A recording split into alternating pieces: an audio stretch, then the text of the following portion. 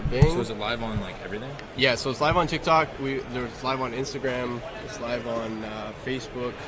It's live on a few places right now. Your smile. Don't forget to unmute before you. Yeah. While we're click, we're good. So yeah. how does this work? Are we just doing a? Yeah, we're just gonna shoot the shit. So first of all, thank you for tuning in right now, everybody on the CSC. Yeah, live right now. We've got Jay from Mojo Sports. I've had the pleasure of running into you a few times now. We're at the Toronto Sports Cars Expo. For those of you who don't know where we're at, it should be in the description somewhere. Actually, right over there, the bottom left-hand corner, right-hand corner for you guys. There's a few things I wanted to ask you.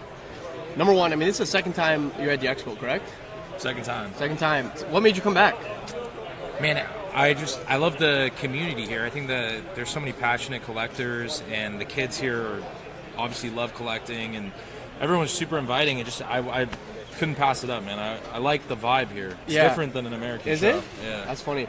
There's I feel like once people come for the first time, they continue to come. Like I've seen like Troy come from David Adams a few times. Kyle comes here all the time. And it's nice to have like you as a mainstay as well for this show. As someone who buys a lot at these shows, how have you seen buying at this show and at the last few shows? Has it changed at all with people talking about the economy and sports cards in general? Yeah, I'd say we're in an adjustment right now, but it's also been a really great time to pick up a lot of cards that I wanted to own. Yeah. So I feel like it is an adjustment, but at the same time, the adjustment benefits the collectors and all of us, the community. Yeah. And I'm in it long term, so it's like I've been in cards since I was 14 years old. So at some level, the last 15 years, it's always been kind of up and down. Yeah. No, I would agree with you. I think that the people who really rely on like short-term flips, it's like it might be a little bit more challenging for them, but I think that a lot of those people are genuinely passionate about collecting in general, and with where we're at in terms of like sports card content, I think that there's a huge opportunity here to just like actually showcase like PC cards, to showcase like experiences, a lot of the stuff that you've already been doing on your channel. So I feel like for you it doesn't really change very much. You just came back from Dallas? How was it? Dallas was really good. We bought a lot. I saw that, man. Yeah. Was it 17K? Yeah, 17,000. Bought that guy out. Some good. Was that your biggest bio? No, I've done a couple where we've spent overall like close. Like I think the most I've ever spent at a show was like 55,000. But it's just like that was like when primetime COVID, 2021. There was a lot more cash flow. I tied a lot of my money into like safer cards, like a Jackie Robinson that I have at home. So there's a lot of cards I have that I don't bring to shows that I basically use that money and just deposit them into cards that I don't really show on the internet, and two, I just like kind of just have as placeholders. It was basically 3 years of COVID building it up. So to those like individual cards that you own. Yeah, there's a couple individuals that I really like. Yeah. I feel like that's the way to go too, especially when it comes to you're talking like rare, high-end vintage baseball, right? What are some other cards you own, like the big ones? Are you like pensive? I don't know. I don't know. I just have some oddball stuff that I really like that I think is like it'll hold value in the future when things are moving and companies are moving around. So I got some cool stuff. I love it. Have you seen the PSA setup yet? I did see the PSA. Yeah? PSA in Canada for the first time. I think that's amazing because I know I was talking about with them. A lot of collectors here to ship over to the States is very risky. Yeah. And I think it's gotta go over through customs, right? Like it's like on top of that, it's like it's a far journey. I mean, usually when I ship the PSA, it's probably like a week, 2 weeks. So like imagine your high value. I mean, some of like your most prized possessions are like gone and just in transit for like 2 weeks. It's such a luxury for us to have. For me at least. You're in California, right? Yeah, to drop PSA. You're literally walking there. Walking there. Yeah, You're fucking fucking crazy. I didn't realize until they started mentioning it, and I was like, man, I didn't realize how tough customs could probably be on a collector in Canada, let alone anywhere outside of the United States. I mean, not to mention there's literally like fees attached to like when they, not necessarily when they come back, but I know other grading companies, like when I send stuff to SGC, for instance, one of the reasons why I don't regularly is because they don't declare that it's returning back to me. Like they don't like that is my item, and so whatever the actual value of the cards I'm shipping to like for insurance purposes, I get hit with essentially a customs fee when it crosses back over the border. So I'm like, man, this is wild. It's like a late fee or like an extra fee plus like no insurance. Exactly. Because I think at the end of the day, everyone wants like security and transparency when it comes to like grading or and just in cards. You want your cards to be taken care of. So and especially if collectors, we're pretty like neurotic about the way things are stored. I mean, that's what how collecting is all about. Yeah. So it is a system for sure. That's funny. When did you arrive? I got in yesterday. So I started at 4:30 in the morning from California to Dallas, and then Dallas to here. It's about 6 hours of travel. It's just the time difference. Yeah. So whenever I go home, it's nice because the time goes back. Yeah. When I go gain forward, like a whole day. I lose a day, man, traveling. Yeah. It's kind of wild. Yeah. And then customs, got to go through all that. That's it actually true. wasn't that bad. You're one of the few people with a passport, man. I don't know know. what's going on with people in the States. They just don't have passports. You know what's funny? Do you know I originally got a passport because I went to Mexico City and I went to Cuba? Yeah? And then it's really? crazy. And that's shunned in the States too, isn't it? Like it's not exactly like people don't really go to Cuba. No, you can't really go to Cuba, Yeah. but that was the original reason. My girlfriend and I went to Mexico City and we're like, let's go to Cuba. Like, we would never be able to do this. Like, let's do it.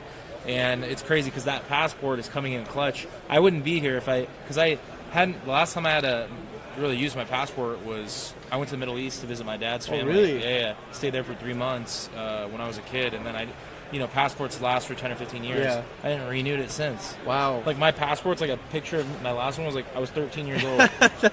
Really? Yeah, so dude, I was telling him yesterday, I went from where I was in cards to where I'm at now. Like, if you would ask me 15 years ago, I'd be in Canada at a card show talking about cards with you or something like this. Like, I know.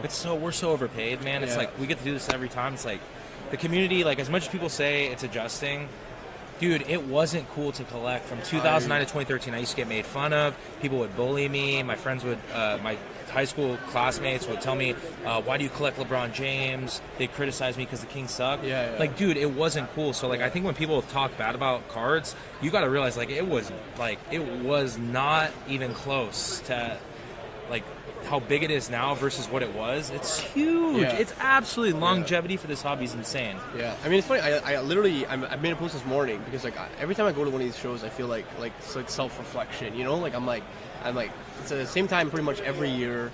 It's like a great way to kind of like look back on where you're at and like how you got here. And I was like, find something that you're passionate about and just find a way to like make that like your life. You know what I mean? Like in so many ways. I mean, you definitely have. I've done that as well. Where like all these opportunities are possible because we're so passionate about collecting, whether it's like cards, whether it's these like jerseys, shoes, whatever the case may be. Like these shows are so wonderful because they bring all these people who are so passionate about these things. Unfortunately, like we happen to be like vessels and like voices for all these people, and so there's never a moment that goes by where I'm not grateful for like all the opportunities that just being so passionate about something has given me. And it's like crazy. For me, it wasn't like where was I 15 years ago? For me, it was almost like where was I 5 years ago? And like I can't even imagine the fact that like I'm at a card show, literally sitting across from you, streaming live on several different platforms. Gonna meet Mike Tyson at some point in the next few days. Like that to me is just so surreal. And I mean, if there's one thing that you guys can take from this stream is like, you just find something that you like to do, that you love to do, in fact, that you talk to your friends about all the time, or you wish you could talk to more people about, and just continue to do that. And I'm not saying necessarily go all in, but if you do go all in, I mean, we live in the most wonderful time of the internet, where anything is possible. You can be seen by absolutely anybody, and the conventional job titles don't really exist. Do you know what I mean? Like, They do, but they don't. You can do whatever the hell you want if you're passionate about something. So, I mean, I appreciate you for always being, a testament to that. Yeah, dude, I appreciate those good words, man. I'm ready to run through a brick wall. Man. No, that's good. The Deion Sanders speech, right? The thing is, like, in this community, ever since I've been a part of it for a long time, but the last 3 years has been, like, the relationships you get to build here, and, like, it's like a strength in numbers. Like, people grow together here. Yeah. Like, it's not I'm gonna grow and go this way. It's like I'm gonna take you and let's grow together. Yeah. I'm not into the competition thing. Yeah. I just know that like I love doing this. Like, how can you compete? And I want to be with people that love thing? doing this thing just as much as I do. Yes. That's the best part about the shows is you're with people that love this thing either more or just as much as you do. Yeah, no, I agree. And like, just think about like, the more you do it, the more you want to include more people. Like, I have a good friend of mine who likes cards and sees how passionate I am, and like I recently got him to like start shooting content for me. Like, and so I'm like, now there's like literally a job opportunity opened up for like I want to bring you around. I mean, I'm sure like you're photographers as well. Like you like close bonds with them, right? Like, I just think that the more you build up your house, like the more you can bring more people in, and you're like, man, now we're rocking. Yeah, I agree with that. Yeah, man. Are you gonna buy any hockey cards while you're here? I am. This Connor Bedard guy that everyone's talking about, I'm gonna buy one card. Did you see what he did yesterday? No, what do you do? 4 points, man. 2 goals, 2 assists. The price went up. Price went up. Price went up. That $500 short print's now. Price went up. Gosh. Price went up. Yeah. We got Kyle here too. What's going on?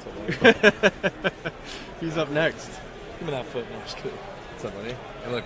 Yeah. This is what we got. Next guest over here, Kyle. Are you next? Yeah. All right, take notes. Yeah, exactly. He's asking hard questions. I don't want hard questions. No, We're you're good. So if you, first of all, where can people find you? So we're Mojo Sports LLC on Instagram, Mojo Sports on YouTube, and what else? We got Twitter. We got Whatnot. We got our Whatnot card show coming up. Mojo Sports on there. When's the Whatnot? Next Saturday, 5 p.m. And you're going to be bringing cards from here.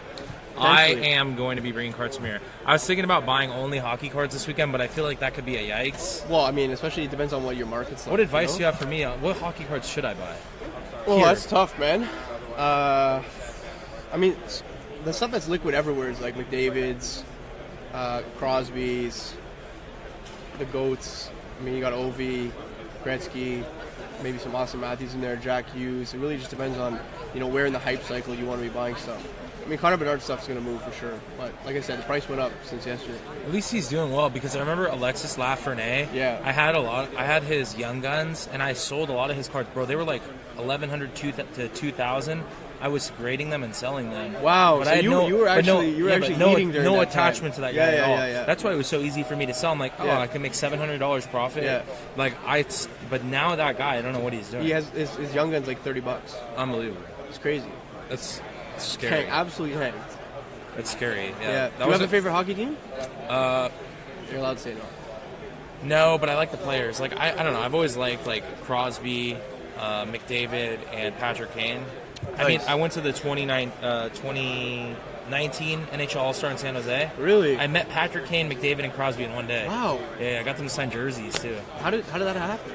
So they were staying at this team hotel, and my buddy actually a couple of my buddies get autographs, and one of my friends worked with one of the teams. He let me stay in this area, and then just introduced me to each of them. Nuts. And did you get autos? Yeah, I got them signed. I had jerseys for all of them. No. Yeah. Crosby was the coolest one though. So you got signed jerseys right now? Yeah. Or just sitting in your house? Yeah, that's the thing I was telling you. Some of my really prized stuff is stuff I got signed myself. So I'm a big signature guy too, especially jerseys, man. I love jerseys. I love getting them signed myself though. Yeah. That's the coolest part. Yeah. When I got Crosby, he was super cool. I told him to sign the jersey, and he was I asked him to sign the 7, but he said it was bad luck. He only signs on the 8. Really? It's a real thing. Really? He said he's been superstitious about it, and he told me, he's like, no, I won't sign the 7. Really? I'm telling you, look at jerseys. I'm gonna check it out. It's the 8's the only one signed. That's fucking nuts. It's the 8 or the 7. I think no, it's the 8. I know it's the 8 because I tried to show him the 7. Yeah. Because it would have been a straight line if it was a 7. Yeah, it's way cleaner. It's one of those numbers. I want to say I'm quoting it's the 8. It's probably the 7. Every jersey is not signed on that number. That's wild. And he told me that. I was like, damn, bro.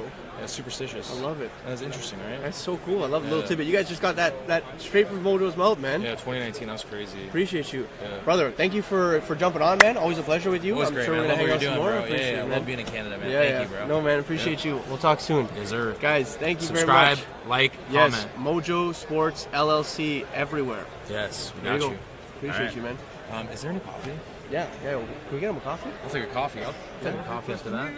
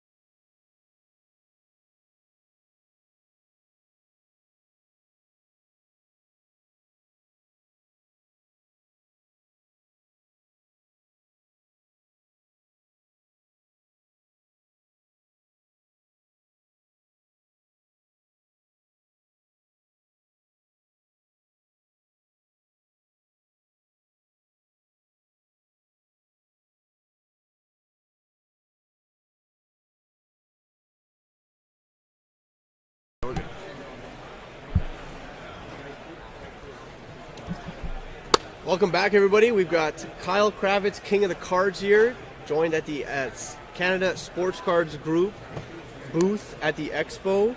Man, I have seen you at 3, maybe 4 expos now that I've been to. I don't know if you've been coming longer than that, I think, though, right? I've been to, I think this is like my 6th or 7th Woo! straight now. Yeah, haven't missed one. And you keep coming back. I will always come back. Why? Yeah.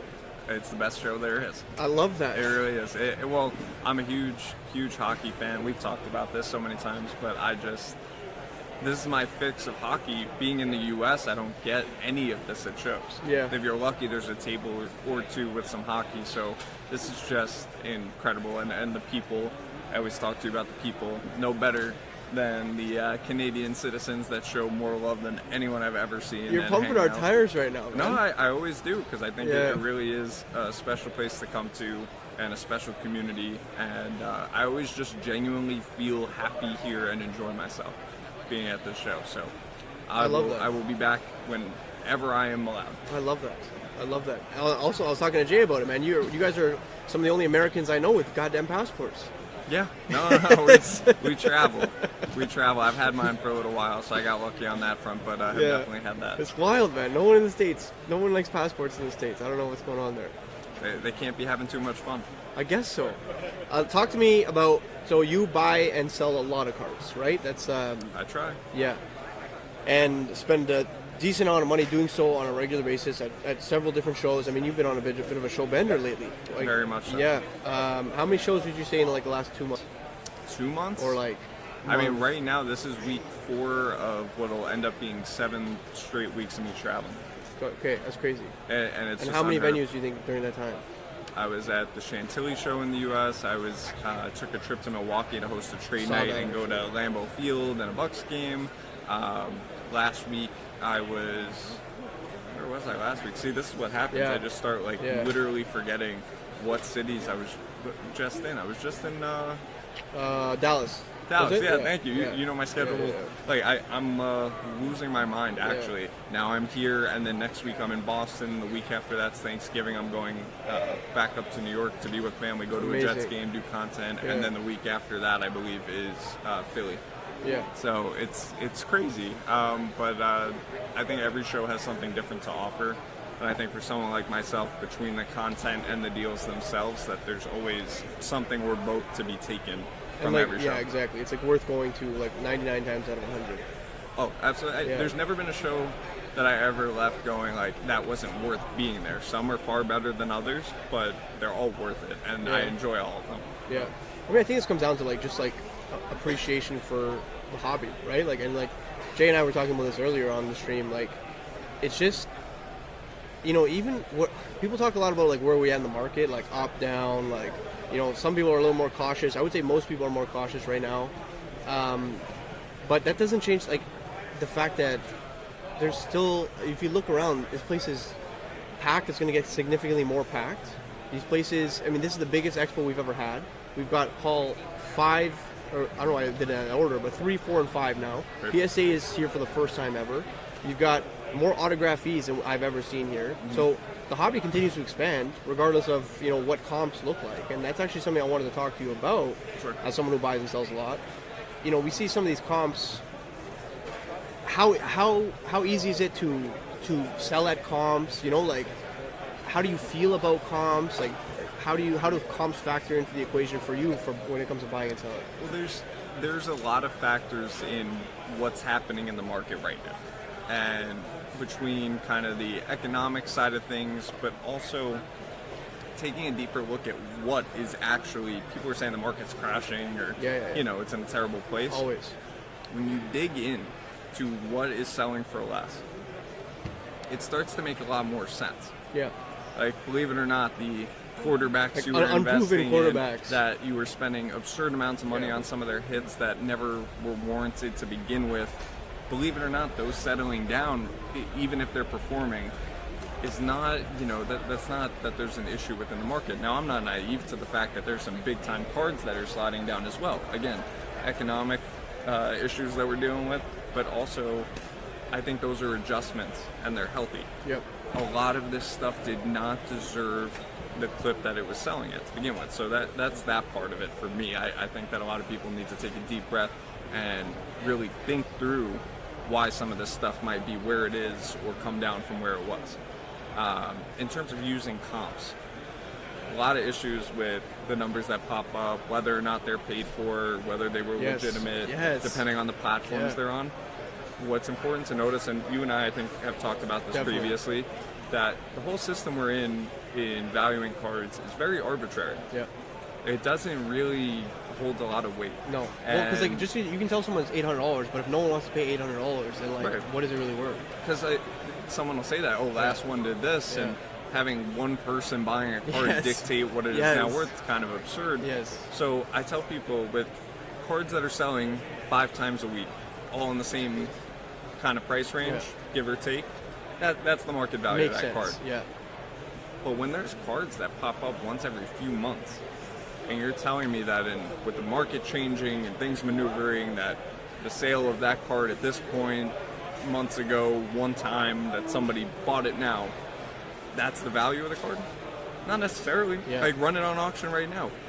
Once I run it on auction for a week, is that the value? 2,000 people saw it. Does it not mean that someone would have paid more? Does it not mean that that person might have overpaid because they wanted the card badly? It's all arbitrary. There's no factored numbers. It's interpretation. It's knowing what you're buying, when you're buying it, how you're buying it. That's what it all is. So using comps is the system we've all fallen back to because it's the only thing that provides any sort of framework. Yeah. But there's a lot of issues with it. Yeah. I also think to a certain extent that like if the comp fails you, it's like almost someone to blame, you know? Like, does that make sense? Like, I feel like the market in general, people get scared of buying something and looking like an idiot when like the price goes down, right? Especially if they flip. I mean, if you're buying something for the sake of buying it and like just holding it, I mean, there's a lot of times where I've overpaid. Like I've I mean, we were at the Bay Area Card Show. Shout out Bay Area Card Show. And I saw a PC item of mine. I mean, I'm a diehard Allen Iverson fan. I have been my whole life. Yeah, you showed me that, I remember. Absolutely love him. And I saw an Atomic Rookie PSA 9, and I've never seen one in person. Like, there's a card I've literally never seen in person. I didn't even bother looking at comps. I literally asked the guy how much you want for it, and I think he said like $400 all in. I was like, you know what, I'll take it. Doesn't matter. I didn't even care about comps. Doesn't matter. Well, that's the, right? Because like I can't find this card. I can't find this card. So it doesn't matter. That's the example right there. Oh, let's How you doing, sir? Yeah, go Isles. Go Isles. Hey, Isles are more important than anything. So. Yeah. But don't worry, you know, in terms of in terms of having a card like that and determining its value, I think that's a card where you have to go looking specifically for that card on auction to find it, and because it pops up so rarely, you're not going to, so you don't search for it. And then one runs for a week auction, you missed it, and it runs at a couple $100. Is that the value of that card now? A special card like that that's so desirable? I think it's like a pop 6. You know? Right, it's like if you put that in front of the right people, Yes. I wouldn't be surprised if it all of a sudden became an $800 to $1,000 card. Yeah. So cards like that, to me, the rules do not apply. Yeah. And I understand when people sticker them and tag them above it. If there's one listed right now that's sitting for $500, then you can't really argue with it because you can go buy it at that and price. like eBay is the biggest marketplace there is. You know what I mean? Like there's no bigger marketplace when it comes to buying and selling sports cards. So like if that thing's been sitting on eBay for a few days at that price and no one's willing to pay for it, then that kind of means something. Right. Well, because you don't know, there's a lot of places that have them be available. I think there's groups like, Mascot, for example. Yes. It's one of the new groups. So they're doing some interesting stuff in terms of innovation on being able to list on multiple platforms. List on multiple platforms, but it really brings the platforms together. Yeah. And I think, or if you go on... Like if you buy from your eBay store, it takes you off all of the other ones. Yeah. Right. And going on a platform like Alt even to kind of see what's available and being able to look at what they've sold for previously and an estimated market value, like that to me is, How do they estimate market value?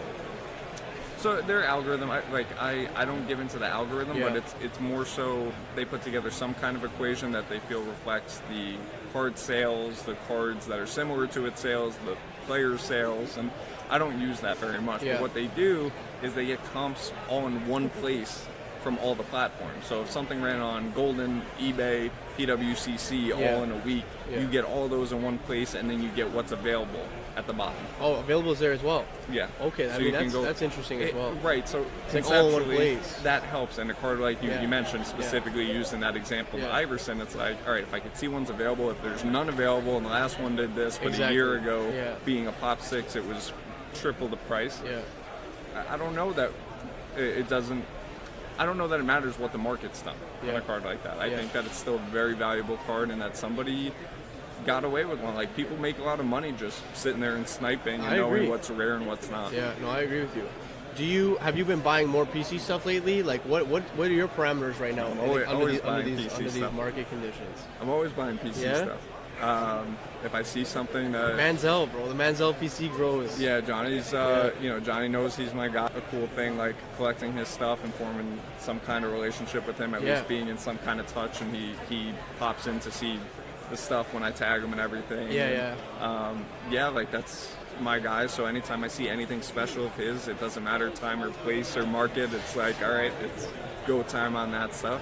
I have quite a few guys that I collect, and being here, my Islanders guys, being at the Expo, like guys, we're rocking a John Tavares shirt, man. I mean, always went through a lot with Johnny, put us through some pain for sure, but there's still a deeper love of like finding the game of hockey when I was that young, and going to my first games with him, having just been drafted and everything. And 2009, right? Yeah, my first NHL game was his first NHL game. You were spoiled, man. That's not bad. Yeah, he had exceptional status too when you guys drafted him. That's wild. Number 1 overall pick, and went in there, played Sid in the Pens. I went to a penalty shootout, and I remember going to the game originally, even though I was in New York, just because all you saw in the U.S. on SportsCenter was Crosby and Ovechkin. So I wanted to go see Crosby, and I was rooting for Crosby. And was like a by default, just rooting for Crosby and whatever. And in Long Island? And nice. my first feel of an NHL game was Nassau Coliseum. And when I heard that place rock and I saw the passion of this fan base, it was just immediately had to be a part of it. So it was like, forget whatever I was seeing about hockey on SportsCenter or whatever, and they'd only show the Crosby and Ovechkin highlights. It was like, no, like I felt very at home there. I was an Islander fan from like the second I was in that arena at Coliseum and fell in love with it, and Johnny became my favorite player. So I love that. I collect any of that Islander stuff, and that's where my passion for hockey stems from. I love it, man. You want to let everyone watching right now know where they can find you, and where they can support, where they can follow your journey, where they can find out where you're going to be at the next show? I'm going to try to point to it. It's King of the Cards, spelled just like that in order. Make sure you get the K in cards, and I'm on TikTok and Instagram and YouTube, and got a lot of really cool content coming on a bunch of different platforms. Sports Illustrated, let's talk a little bit about that really quickly. Yeah, absolutely. Yeah, go for it. So you recently signed a deal with Sports Illustrated to create content for them, which is a massive step for the hobby. Yeah. What does that look like? Are you excited? What some things in the work potentially? Yeah, I'm very excited. I appreciate that. It's definitely something that's big with a name like Sports Illustrated to have an opportunity like that. I think that we're in the early stages and figuring out how to implement it, but I'm going to be providing, right now a nice handful of videos per month that will live on Sports Illustrated's pages on Instagram and TikTok, and hopefully that brings good exposure to the hobby and some more interest, and we're able to really get some good and important eyes on the hobby. You think about who follows Sports Illustrated.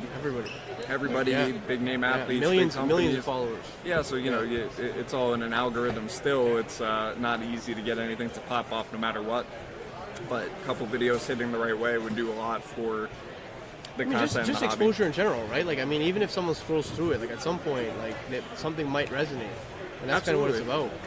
There will be a couple videos on special pieces of memorabilia, special stories, me with the athletes, and they get some good traction. I've been hearing a lot about this. I'm kind of interested in that. Where do I get started? And that's I think it's just all about exposure, right? Like, for me, especially when I come to these shows, my love for jerseys comes out, right? And it doesn't really happen like when I'm at home, because like that stuff is sometimes in front of me, sometimes not. But like when it's put in front of you, you're like, man, like I still just as passionate about this stuff as I once was, right? So for some people that could be collecting, and collecting can look like anything. And I mean, I think that you being with Sports Illustrated definitely allows a lot of those people who are interested in sports to some degree kind of get access to that collecting side. And I mean, a lot of them are just waiting to tap into, essentially. I tell people that the collectors we're going to reach are sports fans that don't know they're hobbyists yet. Yeah. It's just a matter of exposure. Yeah. And it's a matter of time. So that's what we're trying to make happen. Couldn't agree more, man. I want to thank you so much. Thank Team, you. King of the Cards, Cards with a K, on TikTok, Instagram, YouTube. Yep. YouTube. You need to check out his YouTube videos. That's a little newer, but But we're they're looking great, man. They're looking unreal. I appreciate that. And please follow along his journey. Support him. Sports Illustrated as well. I want to thank you again for coming on, man. Man. And always a pleasure One of having the you. best. Take care, everybody.